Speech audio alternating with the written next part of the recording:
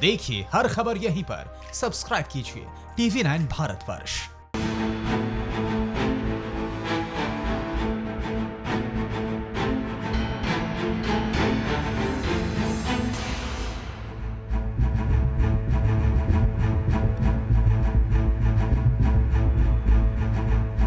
नमस्कार, स्वागत है आपका। कैसे हैं आप? फिक्र आपकी में आपका स्वागत है। मैं हूं निशांत चतुर्वेदी।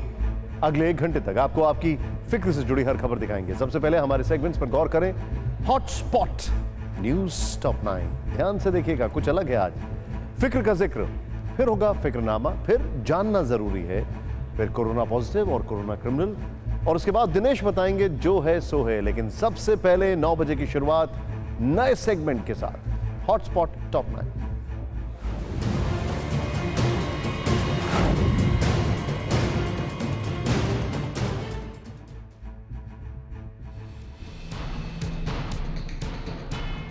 हमें फिक्र आपकी और आपके परिवार की, इसलिए शहर के इसीलिए अब आपको हॉटस्पॉट इलाकों का अपडेट देंगे। आपको उन शहरों का हाल बताएंगे जहां से कोरोना को मिटाना बेहद जरूरी है। हॉटस्पॉट टॉप 9 दिखाने से पहले हॉटस्पॉट हेडलाइन।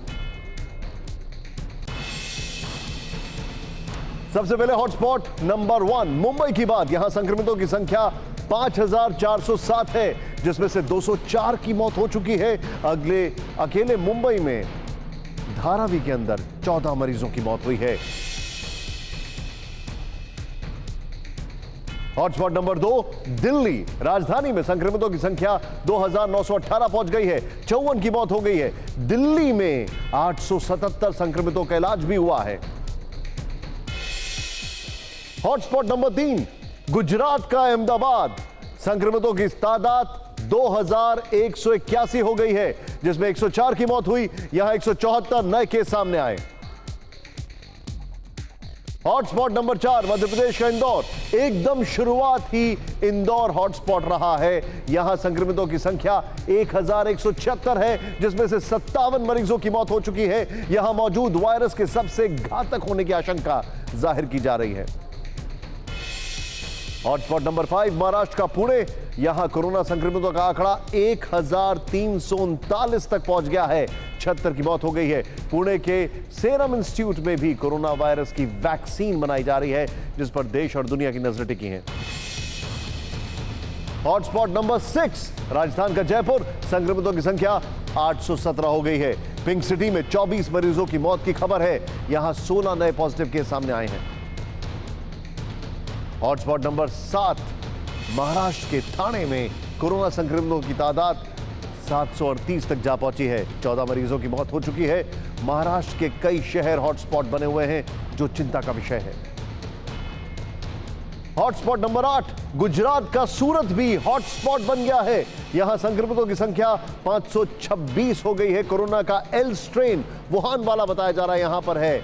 चिंता का विषय है, पुष्टि होनी बाकी है। 15 लोगों की मौत हो चुकी है। हॉटस्पॉट नंबर 9, उत्तर प्रदेश के आगरा में 388 लोग कोरोना संक्रमित हैं, जिसमें से 10 की मौत हो गई है। आगरा यूपी के लिए सिरदर्द बना हुआ है। अखिलेश यादव ने आगरा की तुलना चीन के वुहान से कर दी है। हॉटस्पॉट नंबर 10 यानी 10, यूपी का कानपुर। कानपुर नया हॉटस्पॉट बन गया है। 194 संक्रमित मिले हैं। अब तक 3 लोगों की मौत की खबर है। यहां अब तक 9 पुलिस वालों के कोरोना संक्रमित होने की खबर है। हॉटस्पॉट हेडलाइन के बाद हॉटस्पॉट टॉप 9, जहां हम आपको दिखाएंगे सिर्फ और सिर्फ हॉटस्पॉट शहरों का हाल। कोरोना सेंटर्स बन चुके शहरों का फुल एंड फाइनल अपडेट जानने के लिए तैयार हो जाएं।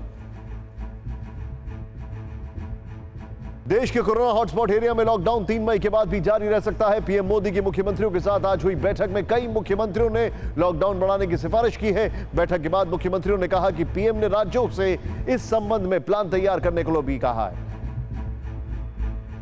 देश में कोरोना से संक्रमितों मरीजों की संख्या बढ़ती जा रही है। पिछले 24 घंटे में 60 लोगों की मौत हुई है। एक दिन में हुई मौतों की यह सबसे बड़ी संख्या है। अब तक 28,000 से ज्यादा लोग कोरोना से बीमार हो चुके हैं और 886 लोगों को जान से हाथ धोना पड़ा। दक्षिणी दिल्ली के मेहरौली इलाके से परेशान करने वाली खबर आई है। यहां 2 ऐसे लोग कोरोना संक्रमित पाए गए हैं जो जरूरतमंदों को खाना बांटते थे। ये दोनों आम आदमी पार्टी के कार्यकर्ता हैं। प्रशासन इस बात की जानकारी इकट्ठा कर रहा है कि इन दोनों ने कहां कहां खाना बांटा। कॉन्टैक्ट ट्रेसिंग हो रही है। यूपी के गौतम बुद्ध नगर में कोरोना का खतरा फिर से बढ़ता दिख रहा है। आज 14 नए मरीज सामने आए। नोएडा के जिला अस्पताल में मेडिकल स्टाफ के संक्रमित होने की खबर से हड़कंप मच गया। कुल मरीजों की संख्या 129 पहुंच गई है। जिले में हॉटस्पॉट की संख्या 40 से बढ़ाकर 46 कर दी गई है। कानपुर में हॉटस्पॉट एरिया की संख्या बढ़ाकर 22 कर दी गई है। शहर में कोरोना संक्रमित सबसे ज्यादा संख्या मदरसे में पढ़ने वाले छात्रों की है। अब तक 3 मदरसों में 56 छात्रों के संक्रमित होने की पुष्टि हो चुकी है। सभी छात्र दूसरे राज्यों के हैं। कोरोना संकट के चलते हॉटस्पॉट शहरों में फंसे प्रवासी मजदूरों पर सुप्रीम कोर्ट ने केंद्र से 1 हफ्ते में जवाब मांगा है। कोर्ट ने सरकार से बताने को कहा है कि क्या मजदूरों को उनके घर वापस भेजा जा सकता है। कोर्ट ने मजदूरों की आवाजाही के लिए जिम्मेदार लोगों पर कार्रवाई करने का भी आदेश दिया है। मुंबई में 5000 से ज्यादा कोरोना केस हैं, जो पूरे देश में किसी भी शहर में सबसे ज्यादा हैं। इनमें से भी मुंबई के 6 वार्ड ऐसे हैं जहां हर एक वार्ड में कोरोना पॉजिटिव मरीजों की संख्या 300 से भी ज्यादा है। इन सभी वार्डों को कंटेनमेंट जोन घोषित कर दिया गया है। मुंबई में एक सिपाही का वीडियो सामने आया है। वीडियो में मुंबई पुलिस के जवान का अपना दर्द बयां करते हुए देखा जा सकता है। वो बुखार से तड़प रहा है। कोई उसे अस्पताल में भर्ती नहीं कर रहा है। वीडियो वायरल होने के बाद उसे अस्पताल में भर्ती कराया गया। दुनिया भर में कोरोना का कहर बढ़ता जा रहा है। अब तक 2 लाख से ज्यादा मौत हो चुकी है। 30 लाख से ज्यादा बीमार हो चुके हैं। अमेरिका में 55,000 से ज्यादा लोग अपनी जान गंवा चुके हैं। हैरान करने वाली बात यह है कि रूस में हॉटस्पॉट बनता दिखाई दे रहा है। एक दिन में आज 6000 से ज्यादा केस सामने आए। चलिए अब सबसे पहले देखते हैं आज आपकी फिक्र की कौन कौन सी खबरें हैं। कोरोना पर हाई प्रोफाइल बैठक में मुख्यमंत्रियों को कौन सा सीक्रेट फॉर्मूला मिला है। पीएम का फाइनल प्लान क्या पास हो गया है।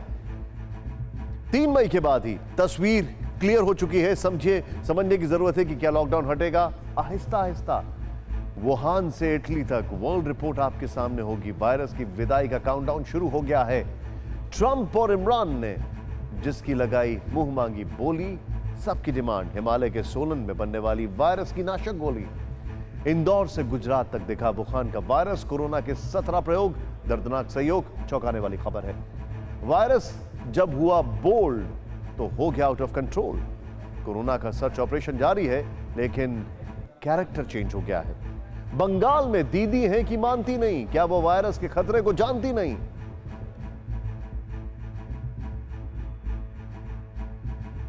आज की सबसे बड़ी फिक्र लॉकडाउन पार्ट 3 की है। क्या देश में 3 मई को लॉकडाउन खत्म होगा या फिर 3 मई के बाद लॉकडाउन 3 शुरू होगा। यह सवाल भी इस वक्त हर भारतीय के दिमाग में चल रहा है, क्योंकि आज प्रधानमंत्री मोदी ने राज्यों के मुख्यमंत्रियों के साथ 3 घंटे तक मैराथन मीटिंग की, जिसके बाद लॉकडाउन को लेकर कुछ संकेत मिले। आखिर वो संकेत क्या हैं और वो क्या कहते हैं, 3 मई के बाद क्या हो सकता है, यह हम आपको बताएंगे। लेकिन पहले आपको बताते हैं कि प्रधानमंत्री और मुख्यमंत्रियों की मीटिंग में बड़ी बड़ी बातें कौन सी थी।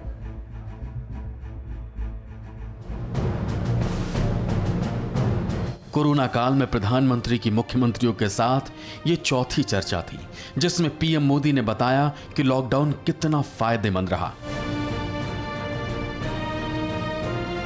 प्रधानमंत्री ने कहा कि लॉकडाउन के चलते देश पिछले 1.5 महीने में हजारों लोगों की जान बचाने में सफल रहा।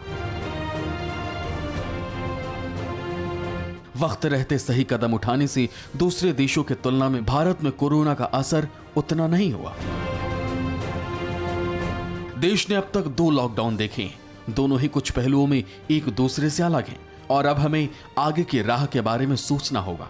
लेकिन इसके साथ ही उन्होंने आगाह करते हुए कहा कि वायरस का खतरा अभी खत्म नहीं हुआ है और निरंतर सतर्क रहना सबसे अधिक जरूरी है,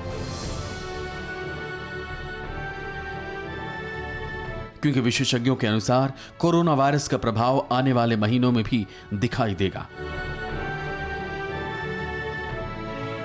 2 गज दूरी के मंत्र को दोहराते हुए प्रधानमंत्री ने कहा कि मास्क और फेस कवर आने वाले दिनों में हमारे जीवन का हिस्सा बन जाएंगे।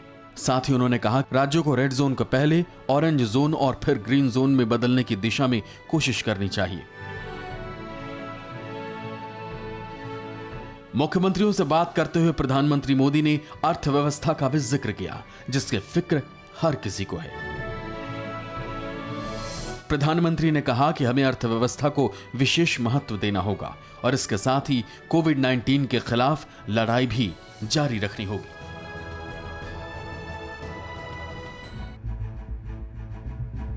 प्रधानमंत्री साफ साफ मानते हैं कि लॉकडाउन से बहुत फायदा हुआ है। प्रधानमंत्री की इस बात को आपको आंकड़ों के जरिए समझाते हैं कि क्या वाकई में लॉकडाउन असरदार रहा। लॉकडाउन के पहले हफ्ते यानी 24 से 30 मार्च के बीच कोरोना डबलिंग रेट 5.2 दिन था, यानी तब कोरोना के मामले दोगुने होने में 5.2 दिन लग रहे थे। वही लॉकडाउन के चौथे हफ्ते यानी 14 से 20 अप्रैल के दरमियान यह बढ़कर 8.6 दिन हो गया। मतलब कोरोना के मामले दोगुने होने की स्पीड कम हुई। जो मामले पहले 5.2 दिन में डबल हो रहे थे, अब उन्हें 8.6 दिन का वक्त लग रहा है। ये आंकड़े 23 अप्रैल तक के हैं, लेकिन अब डबलिंग रेट 10 दिन के करीब पहुंच गया है। इसका मतलब है कि लॉकडाउन के शुरुआत से लेकर अब तक डबलिंग रेट आधी हो गई।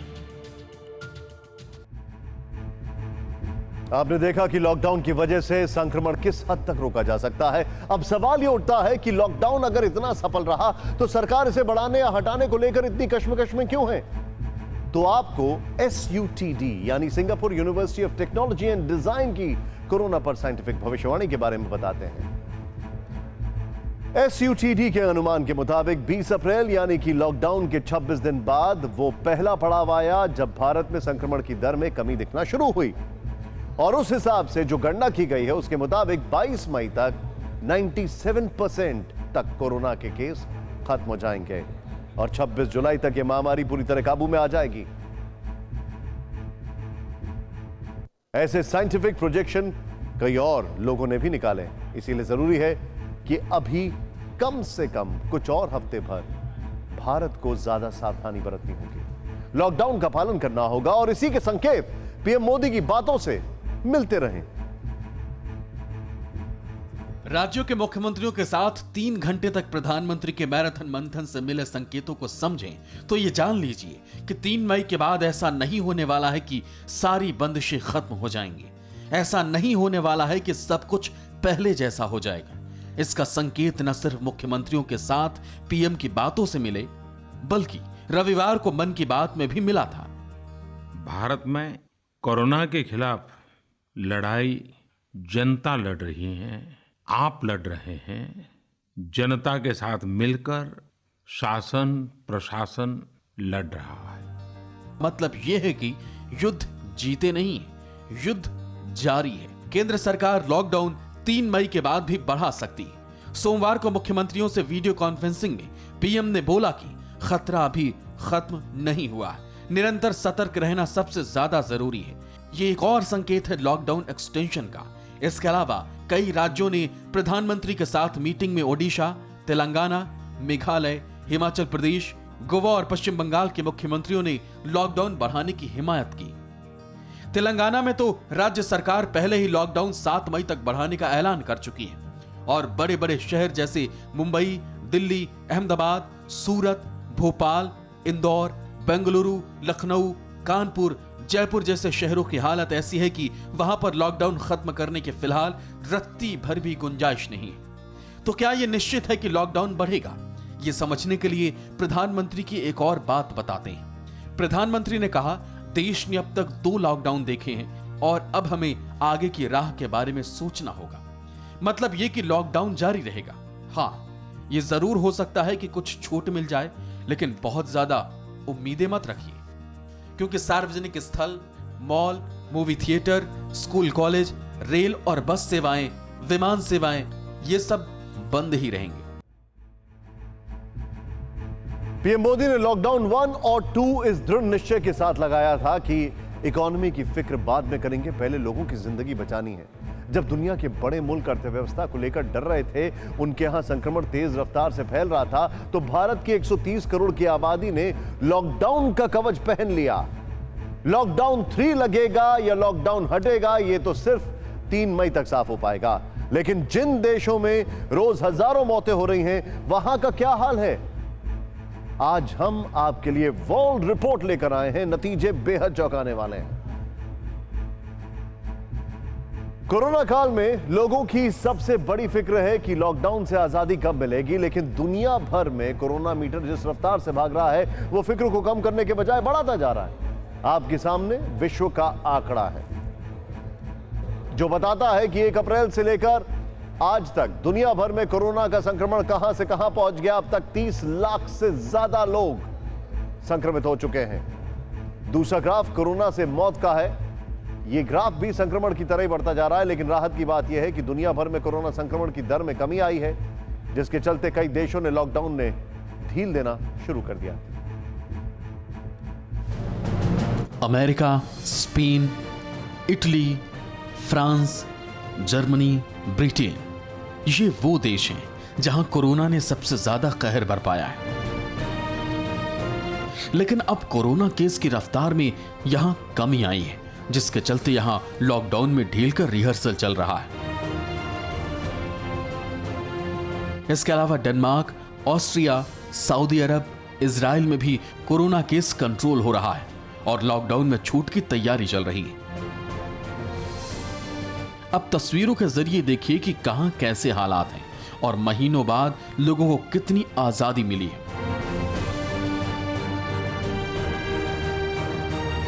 कोरोना महामारी से बुरी तरह प्रभावित स्पेन में लॉकडाउन के 44 दिन बाद बच्चों ने घर से बाहर निकलकर खुली हवा में सांस लिया। सरकार ने 14 साल तक के बच्चों को घर से बाहर निकलने की सशर्त अनुमति दी है। सऊदी अरब में 26 अप्रैल को देश भर में कर्फ्यू में छूट दी गई। हालांकि इस छूट से पवित्र शहर मक्का और उसके आसपास के इलाकों को बाहर रखा गया। इजराइल में भी रविवार को कुछ व्यवसायों को फिर से खोलने की इजाजत दी। जर्मनी ने भी गैर जरूरी वस्तुओं की दुकानों को खोलने की अनुमति दी है।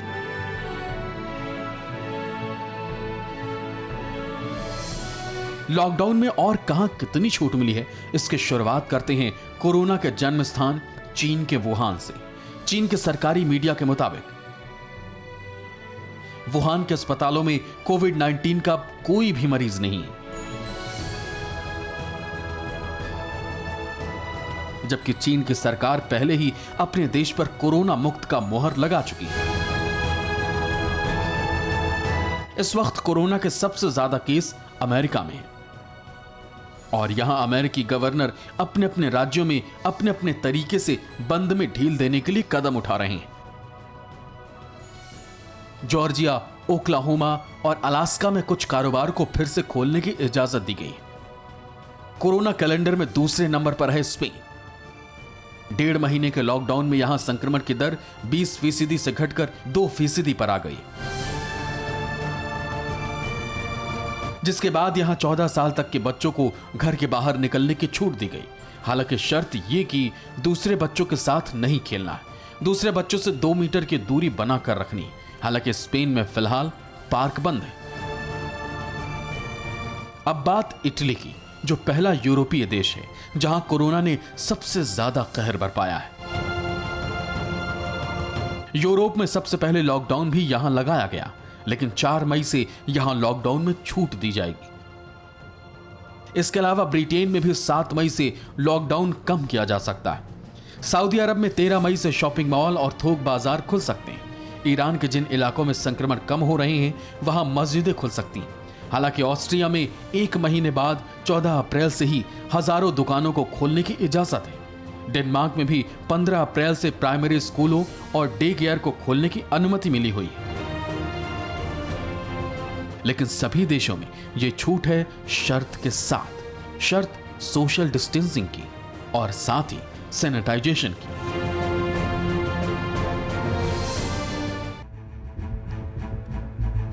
दुनिया से अच्छी खबर ही आई है, लेकिन आपने गौर किया जिस वुहान से संक्रमण की शुरुआत हुई थी आज वहां एक भी मरीज नहीं है। लेकिन वुहान का वायरस दुनिया के कई मुल्कों में तबाही मचा रहा है और अब इस वुहान के वायरस के हिंदुस्तान के कुछ शहरों में मौजूद होने की खबर आई। देश में सबसे ज्यादा कोरोना वायरस का संक्रमण जिन प्रदेशों में है उनमें गुजरात और मध्य प्रदेश भी है।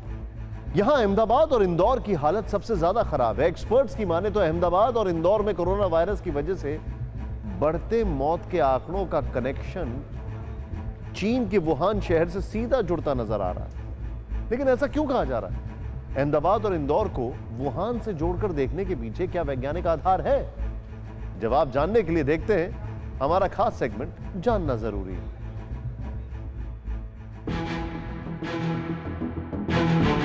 गुजरात इस वक्त देश में कोरोना से संक्रमित लोगों की संख्या और मौत के आंकड़ों के लिहाज से नंबर 2 पर है और यहां अहमदाबाद कोरोना का नया गढ़ बनता जा रहा है।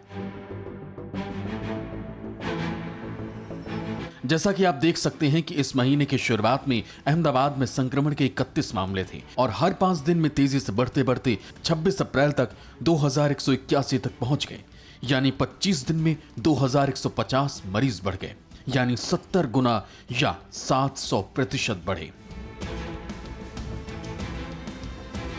अहमदाबाद में अब तक कोरोना के जितने केस सामने आए हैं, अगर उनकी तुलना पूरे गुजरात के मामलों से करें तो सिर्फ अहमदाबाद में गुजरात के करीब 66% केस हैं।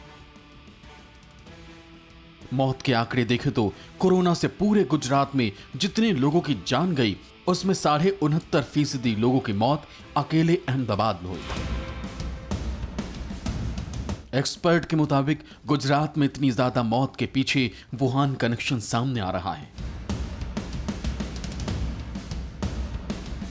वुहान में कोरोना वायरस के एल स्ट्रेन ने कहर बरपाया था और जीबीआरसी यानी गुजरात बायोटेक्निकल रिसर्च सेंटर के एक वैज्ञानिक के मुताबिक उसने नोवेल कोरोना वायरस की जो जीनोम सीक्वेंसिंग की है उसमें एल स्ट्रेन पाया गया है, जिसकी वजह से संक्रमित शख्स की मौत जल्दी हो जाती है। अब सवाल यह है कि आखिर गुजरात में वुहान जैसा वायरस कैसे आया? आशंका यह है कि कोरोना काल में गुजरात में अमेरिका से आने वाले लोगों की संख्या अधिक थी, जहां पर वुहान जैसा कोरोना वायरस का एल स्ट्रेन है, इसलिए संक्रमण की तीव्रता और मौत की संख्या अमेरिका जैसी बताई जा रही है। गुजरात के अहमदाबाद की तरह मध्य प्रदेश का इंदौर भी कोरोना का एपिसेंटर बना हुआ है। मध्य प्रदेश में कोरोना संक्रमण के जितने भी मामले आए हैं उसमें से करीब 56% मामले इंदौर के हैं। मौत के आंकड़े की बात करें तो इंदौर में जितने लोगों की जान गई है वो मध्य प्रदेश में हुई मौत का करीब 55% है। इंदौर में भी कयास लगाए जा रहे हैं कि ये एल स्ट्रेन की वजह से है, लेकिन ये इंदौर कैसे पहुंचा इसकी पुष्टि नहीं हुई है। लिहाजा आशंका को देखते हुए प्रशासन ने स्ट्रेन की जांच के लिए सैंपल्स को पुणे में नेशनल इंस्टीट्यूट ऑफ वायरोलॉजी भेजने का फैसला किया है।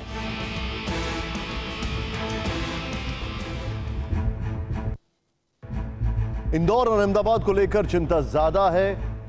क्यों? ये हम आपको एक ग्राफिक्स के जरिए समझाते हैं। इस ग्राफिक्स में हम आपको डेथ रेट बता रहे हैं, मतलब संक्रमण के कुल मामले और मौत के आंकड़े का प्रतिशत।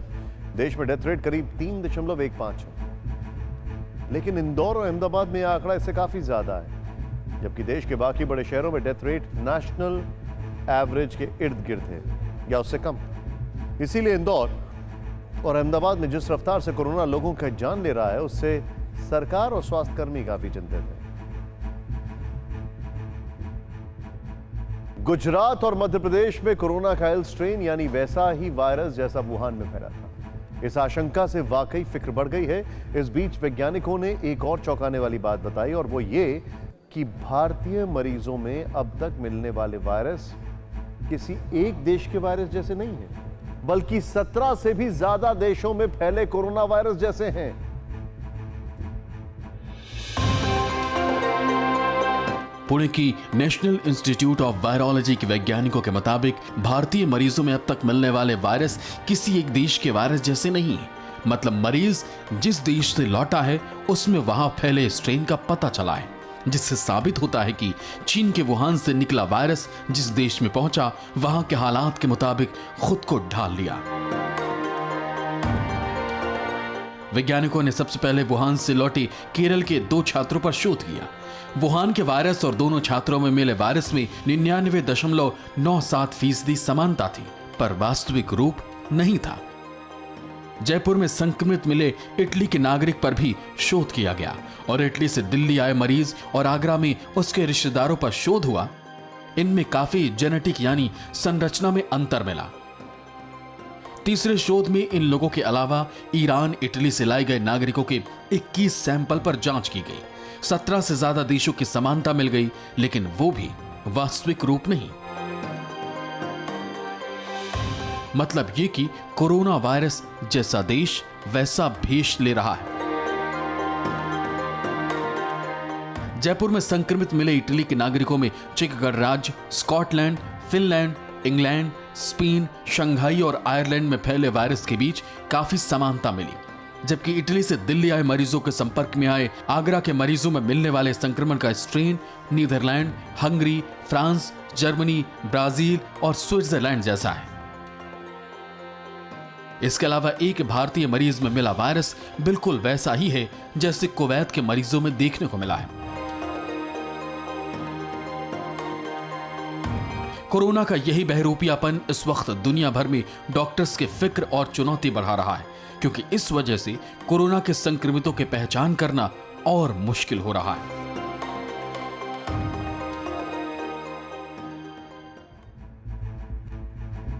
आपने अभी देखा कि कोरोना का 1-2 रूप नहीं, कुल 17 से ज्यादा रूप सिर्फ भारत में। इस वायरस के जेनेटिक रूप ही नहीं, लक्षण भी बदलते जा रहे हैं। कोरोना के बदलते लक्षण से दुनिया भर के वैज्ञानिक और डॉक्टर हैरान हैं। कैसे? आप खुद देखें। पिछले 4 महीने से हम और आप यही जानते हैं कि खांसी, बुखार और सांस लेने में तकलीफ ये कोरोना के 3 प्रमुख लक्षण हैं। अगर किसी व्यक्ति को ये लक्षण दिखे तो उन्हें कोविड टेस्ट की सलाह दी जाती रही है। लेकिन अब देखिए कि कोरोना के कैसे कैसे लक्षण दिख रहे हैं।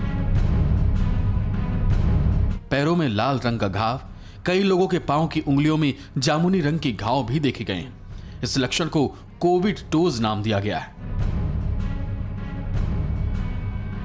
यह बहुत हद तक वैसा ही हो जाता है जब ठंड में पैर की उंगलियां बिल्कुल सुन्न पड़ जाती हैं या पैरों में सूजन आ जाती है। यह आमतौर से उन लोगों में होता है जो बहुत ज्यादा ठंडी जगहों पर रहते हैं।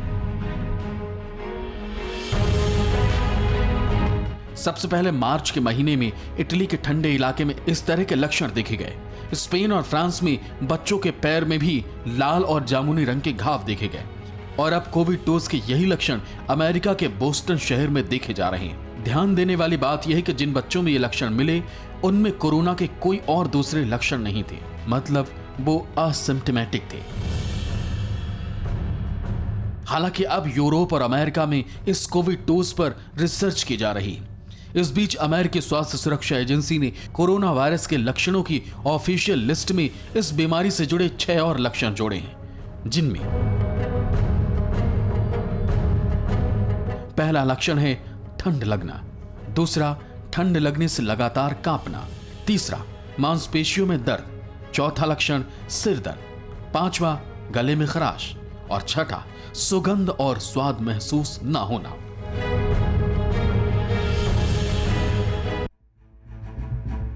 मतलब कोरोना वायरस खत्म होने के बजाय रंग रूप बदलकर अटैक कर रहा है। अभी हमने आपको कोरोना के 6 नए लक्षण बताए, मतलब अब ऑफिशियल लक्षण 9 हो गए हैं। आइए फटाफट एक बार फिर से सभी 9 लक्षणों पर नजर डाल लेते हैं। बुखार, खांसी, सांस लेने में तकलीफ, ठंड लगना, ठंड से लगातार कांपना, मांसपेशियों में दर्द, सिर दर्द, गले में खराश और स्वास्थ्य या गंध का न आना। लेकिन कुछ दिन पहले WHO की रिपोर्ट में बिना लक्षण वाले मरीज यानी एसिम्प्टोमेटिक का जिक्र किया गया था। पिछले दिनों भारत में भी ऐसे मरीजों की संख्या तेजी से बढ़ी है, लेकिन अब IIT जोधपुर के बायोसाइंस डिपार्टमेंट के एक प्रोफेसर ने दावा किया है कि उन्होंने बिना लक्षण वाले कोरोना मरीज को पहचानने का रास्ता खोज लिया। इस रिसर्च का दावा है कि अगर किसी को गंध और स्वाद पहचानने में परेशानी आ रही है तो वह कोरोना वायरस से संक्रमित हो सकता है। जो आदमी पहले जो एक्सपीरियंस कर रहा है कि लॉस ऑफ टेस्ट नहीं मिल रहा है, स्मेल नहीं मिल रहा है, वो कोरोना का भी सिम्टम हो सकता है। IIT के ही एक डॉक्टर प्रोफेसर सुरजीत घोष और उनकी टीम ने अपनी शोध रिपोर्ट में कहा है कि कोविड-19 संक्रमित व्यक्ति की तंत्रिका तंत्र को प्रभावित करता है, जिससे उसके गंध और स्वाद पहचानने की क्षमता खत्म हो जाती है आईआईटी जोधपुर का ये शोध पत्र अमेरिकन केमिकल सोसाइटी के जनरल न्यूरोसाइंस में प्रकाशित हुआ है, जिसमें कहा गया है कि दिमाग के पिछले हिस्से में स्थित मेडुला ओब्लोगेटा, जो सांस, हार्ट और ब्लड सर्कुलेशन और पाचन इत्यादि को नियंत्रित करता है, यह वायरस इसे नष्ट कर सकता है।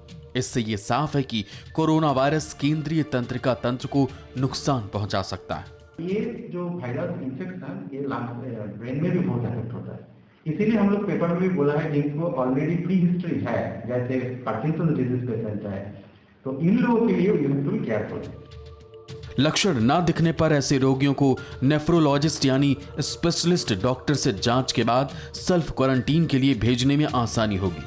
इससे रोगियों की जिंदगी भी खतरे में नहीं पड़ेगी और संक्रमण फैलने का जोखिम भी कम होगा।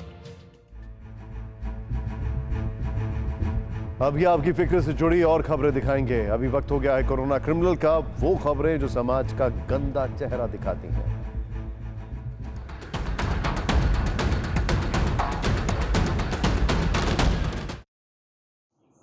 दिल्ली पुलिस ने नेहरू प्लेस से फैजल मिर्जा नाम के एक आरोपी को भारी मात्रा में अवैध शराब के साथ गिरफ्तार किया है। आरोपी लॉकडाउन के दौरान व्हाट्सएप के जरिए शराब का ऑर्डर लेता था और लोगों को होम डिलीवरी करता था। पुलिस ने इसके पास से उस कार को भी बरामद किया है जिससे यह शराब की होम डिलीवरी करता था। इस कार पर एसेंशियल सर्विसेज का ई पास लगा था, जिसे इसने गलत तरीके से बनवाया था। यूपी के फिरोजाबाद में एटीएम से ठगी करना भारी पड़ गया। थाना शिकोहाबाद क्षेत्र में स्थानीय लोगों ने एटीएम से ठगी करने पर 2 लोगों को पकड़ लिया। इसके बाद उन्हें पेड़ से बांधकर जमकर पिटाई की। दोनों आरोपियों की पिटाई का वीडियो भी वायरल हो रहा है। वहीं पुलिस ने दोनों आरोपियों को अपनी हिरासत में ले लिया है और मामले की तफ्तीश में जुटी हुई। कोरोना संकट के बीच हेल्थ कंपनियां मुनाफाखोरी से भी परहेज नहीं कर रही। आरोप है कि हेल्थ केयर से जुड़ी कंपनियां चीन से 245 रुपए में मंगाई गई टेस्ट किट को 600 रुपए में आईसीएमआर को बेच रही। मुनाफाखोरी के इस धंधे की पोल तब खुली जब कंपनियों के बीच का झगड़ा दिल्ली हाई कोर्ट पहुंच गया। गुजरात के सुरेंद्रनगर में लॉकडाउन और सोशल डिस्टेंसिंग की जमकर धज्जियां उड़ी। नियमों में थोड़ी ढील के बाद यहां जैसे ही बीड़ी और तंबाकू की एक दुकान खुली तो लोग टूट पड़े।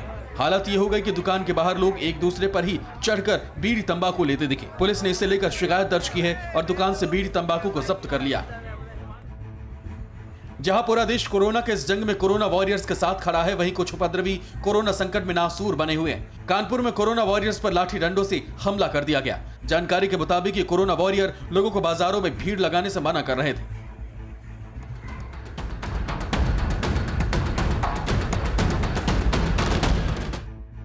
कोरोना क्रिमिनल्स के बाद उस राज्य की बात जो देश के साथ कदम ताल नहीं कर रहा है। वहां की मुख्यमंत्री पर अपनी अकड़ छिपाने तक के आरोप लग रहे हैं, आंकड़े छिपाने तक के आरोप लग रहे हैं। मामला बेहद गंभीर है। दीदी है कि मानती नहीं। सवाल यह है कि क्या वो वायरस का खतरा नहीं जानती।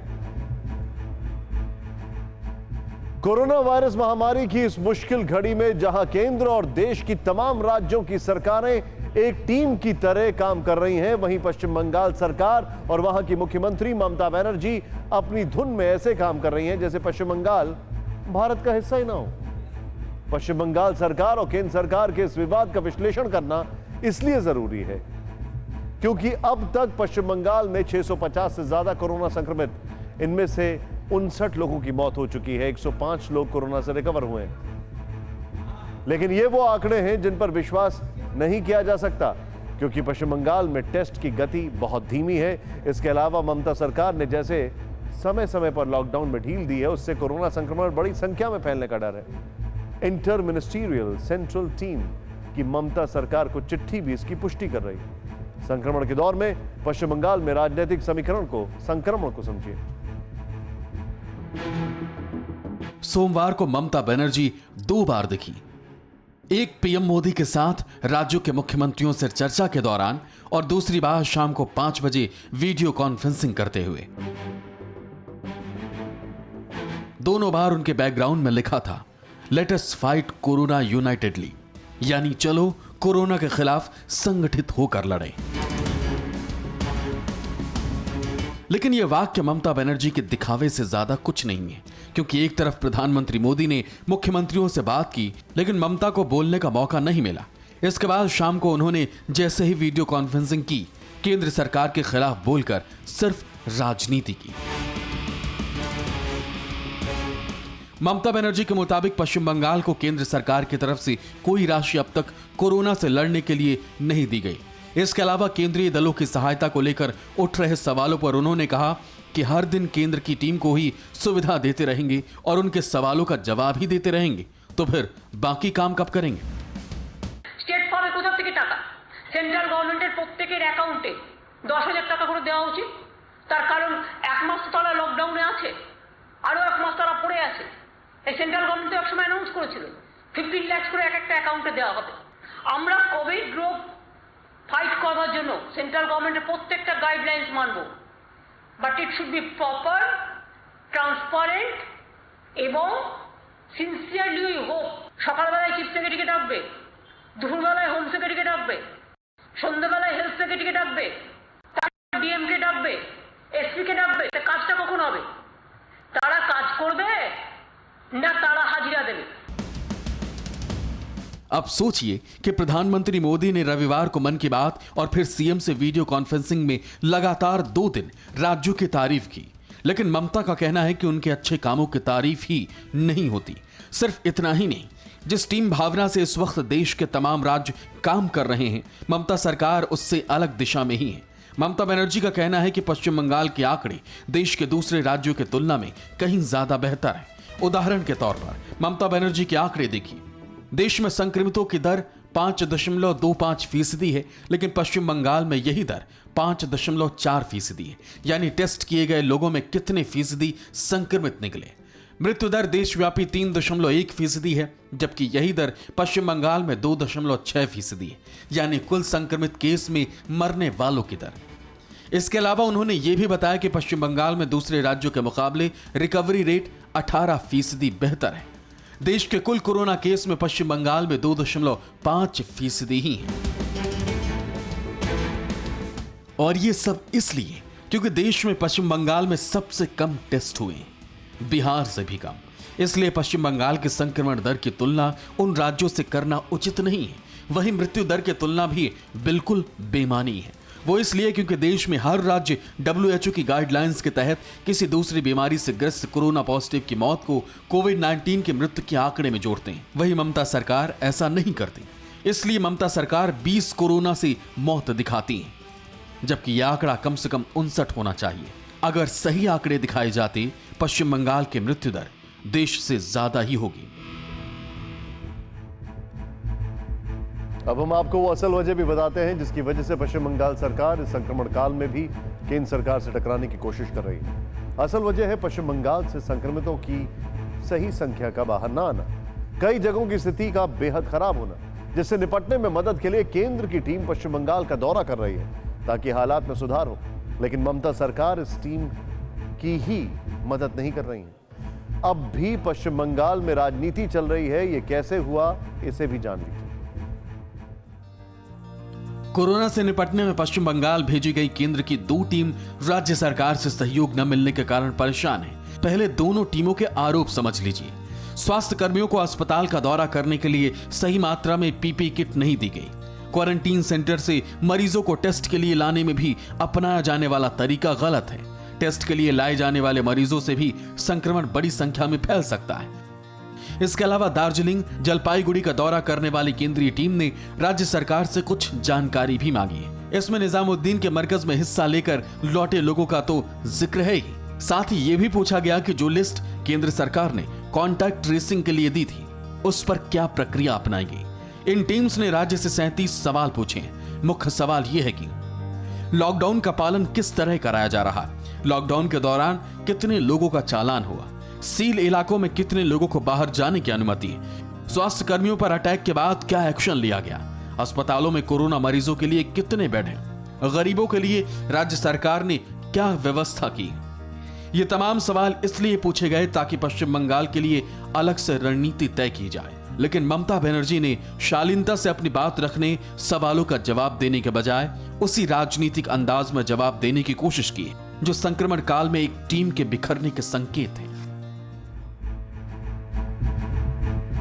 जिस तरह से ममता बनर्जी ने आंकड़े बताए हैं, उससे 2 सवाल उठते हैं। पहला, अगर ममता बनर्जी के दावे के मुताबिक राज्य में हालात इतने अच्छे हैं, तो फिर ममता सरकार केंद्र की टीम को सहयोग क्यों नहीं कर रही है? अच्छे हालात और स्थिति तो उन्हें खुद केंद्र को बताना चाहिए था। और दूसरा, अगर इतना ही सब कुछ अच्छा है तो फिर 31 मई तक लॉकडाउन बढ़ाने की वकालत ममता बनर्जी क्यों कर रही है? उम्मीद करते हैं इन सवालों के जवाब जल्द मिलेंगे। भारत के लिए 3 अच्छी खबरें हैं। इन तीनों खबरों को हम आपको विस्तार से बताएंगे, लेकिन ये तीनों खबरें जिस मुख्य खबर से जुड़ी हैं पहले उसे जान लीजिए, तब आपको पूरा मामला समझने में आसानी होगी। ब्रिटेन की ऑक्सफोर्ड यूनिवर्सिटी ने कोरोना के लिए वैक्सीन का ह्यूमन ट्रायल शुरू कर दिया है। पहला ट्रायल 23 अप्रैल को 18 से 55 साल की उम्र वालों पर किया गया। वैक्सीन के इस ट्रायल के नतीजे जल्द ही सामने आने वाले हैं। हालांकि ट्रायल कामयाब रहा है या नहीं, ये कुछ दिनों में पता चलेगा, क्योंकि अभी अलग अलग उम्र के लोगों पर भी इसका ट्रायल होगा। इसके बाद इसे जल्द से जल्द अप्रूवल भी मिलता है तो भी सितंबर या अक्टूबर तक वैक्सीन बाजार में आएगी। हालांकि सब कुछ सही रहा तो भारत में यह वैक्सीन सबसे जल्दी उपलब्ध होगी। कैसे, ये भी हम आपको बताएंगे। तो शुरुआत पहली अच्छी खबर से करते हैं।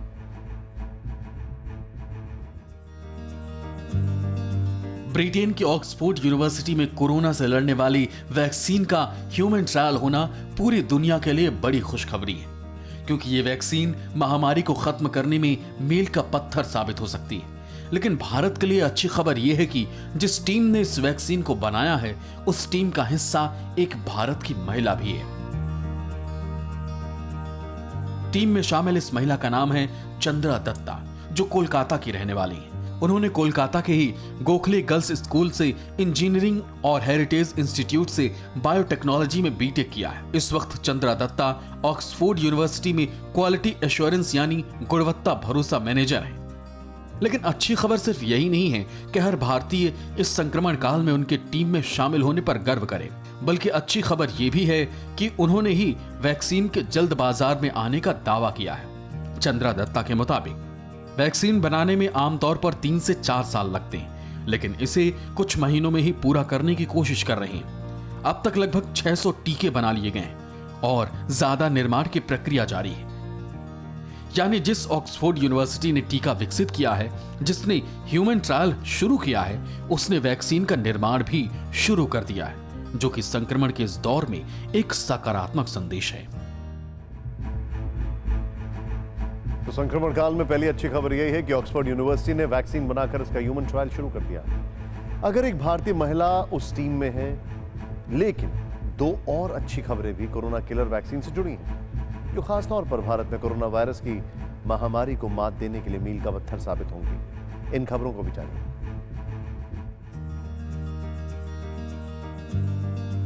कोरोना वायरस को खत्म करने और इंसानों को बचाने के लिए पूरी दुनिया में जितनी भी खोज हो रही है, उसमें सबसे आगे ब्रिटेन की ऑक्सफोर्ड यूनिवर्सिटी है।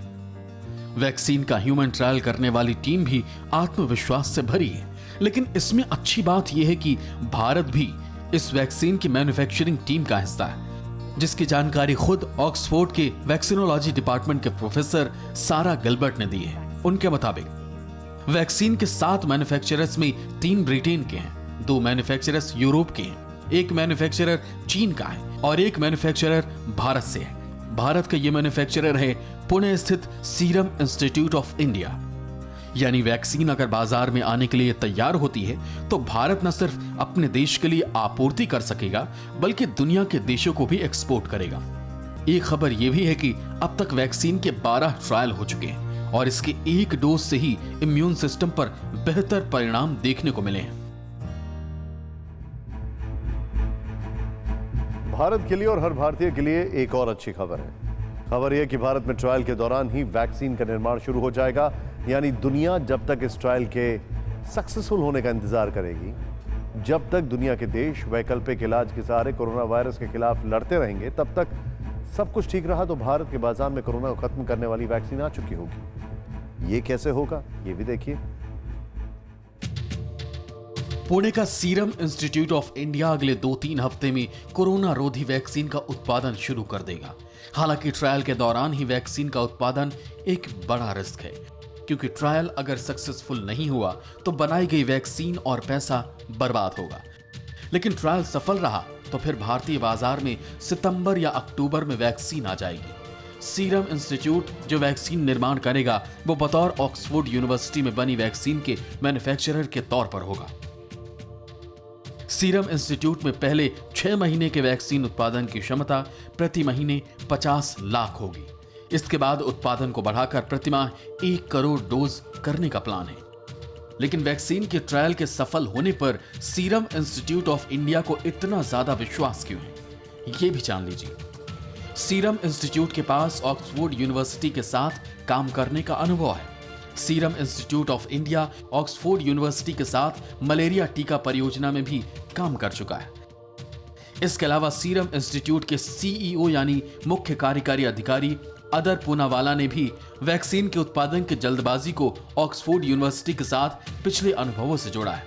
उनके मुताबिक हमारी टीम ऑक्सफोर्ड यूनिवर्सिटी के डॉक्टर हिल के साथ मिलकर करीबी से काम कर रही है। हमें कोविड-19 टीके के सितंबर-अक्टूबर तक बाजार में आ जाने की उम्मीद है, बशर्ते कि वैक्सीन का ट्रायल जरूरी सुरक्षा व पर्याप्त प्रभाव के साथ सफल हो जाए।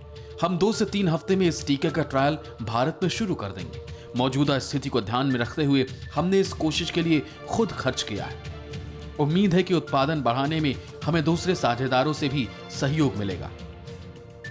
हालांकि अभी वैक्सीन के टेस्ट शुरू करने के लिए जरूरी मंजूरियां लेने की प्रक्रिया चल रही है। इसका निर्माण भी सिर्फ पुणे की लैब में होगा।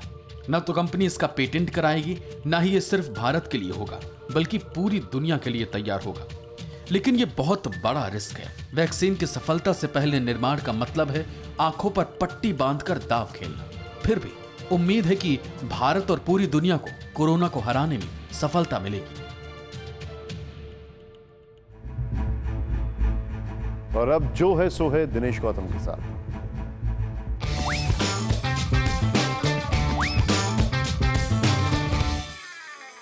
पता नहीं कैसे धोती है, हमेशा जूठा लगा रह जाता है। हद है, चाहिए तो महंगा साबुन, महंगा गुंजा, लेकिन बर्तनों में चिकनाई लगी रह जाती है। लो, आज फिर एक प्लेट फोड़ दी इसने, पूरा सेट बिगाड़ दिया क्रॉकरी का।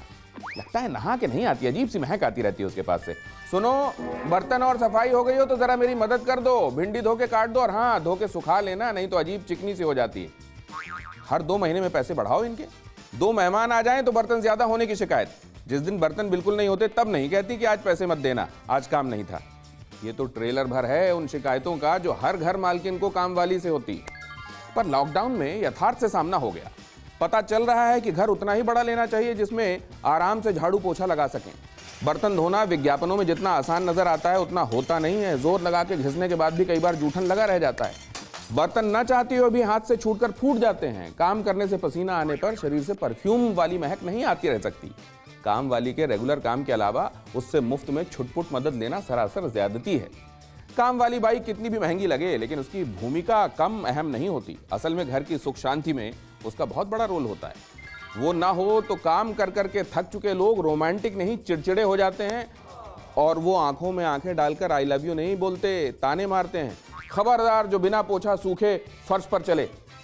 बाकी तो जो है तो है।